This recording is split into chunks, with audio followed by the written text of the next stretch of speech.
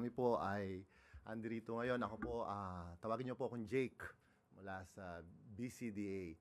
Kami po ay malugod na magbigay ng update sa ating ginagawa para sa proyekto na PAC Silica. Ito po ay bahagi po ito ng Luzon Economic Corridor na project. Po. So, meron po akong inihandang presentation at para sa pagbibigay po ng update po sa mga ginagawa ng BCDA po sa ilalim po ng guidance ng ating national government sa napakahalagang proyekto na nakikita namin to. Excited po kami sa project na ito. Okay, next slide po. So makikita po ninyo na ang PAC Silica po na ito ay ecosystem po ng mga industries.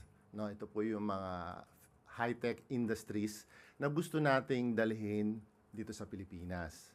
Ano po? At ito po ay ang layunin natin dahil alam po natin napakadaming talento magagaling dito sa ating bansa ay maging brain gain tayo ngayon imbes na brain drain, no po? Kasi nakikita po natin yung ating mga engineers, yung mga computer science graduate natin ay nasa ibang bansa sila na nagtatrabaho sa mga malalaking mga kumpanya, no?